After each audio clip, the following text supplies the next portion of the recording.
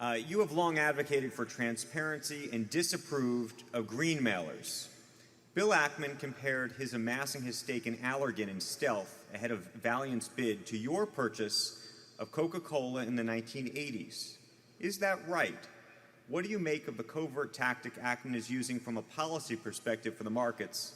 And just as important, what do you make of the larger trend of activism in corporate America? I hadn't heard that about Coca-Cola. I'm really not sure how that would come about. I mean, we bought stock in the open market. We never used a derivative transaction or any sort in buying it or anything. I mean, and we certainly haven't taken it over yet. So I'm not sure. Can you elaborate on it, Andrew? I don't have more from the questioner. I believe Bill Ackman went on television at one point had commented that using his stake or buying the stake rather, he did it covertly, and I think he was perhaps suggesting that, I don't know, maybe I will adjust the question. There have been times in the past when you have bought stakes in other companies and used specific rules through the SEC to do so to give you some room without disclosing it. Maybe will that adjust the question? Or you could just go to the activism question. Yeah, and tell me the activism question again, because we have never used derivatives or anything that would get us around the rules of reporting. I mean, it's that simple. But what's the second part? I think that the second part is, what do you make of the larger trend of activism in corporate America, given that it's in the news so much today? Well, I don't think it'll go away, and I think it scares the hell out of a lot of managers. There are cases,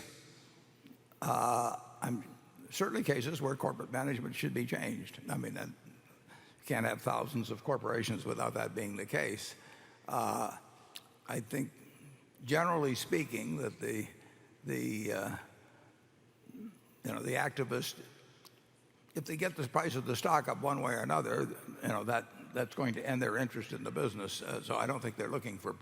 Often they're not looking for permanent changes for the better in the business, but they're looking for a specific event that will result in a big price change, and they're certainly attracting more and more money. In other words, the funds flowing to activist hedge funds and so on is multiplied, I'm sure, by a significant factor, and that means they can play the game on a bigger scale, and anything in Wall Street that looks like it's successful will generate a funds flow that will go on until it's no longer successful. Charlie?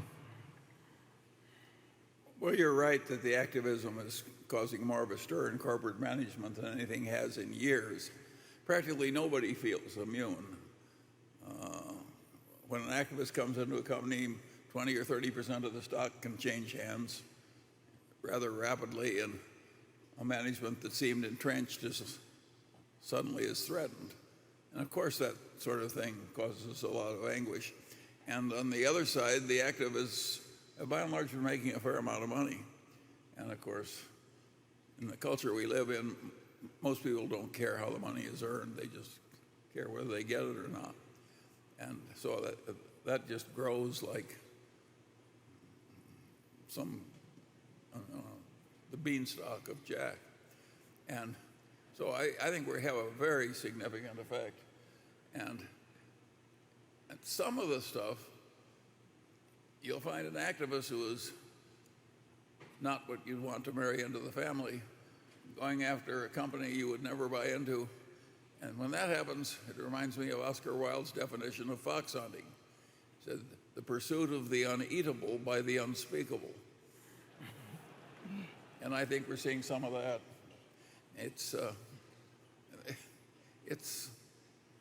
I don't think it's good for America what's happening. What do you think? Averaged out. Where do you think it'll be 3 years from now? Bigger. Wow. Well, what's stopping it? Now, if it's bigger 3 years from now, it'll be a lot bigger. I mean, just the compounding of numbers. It's really serious.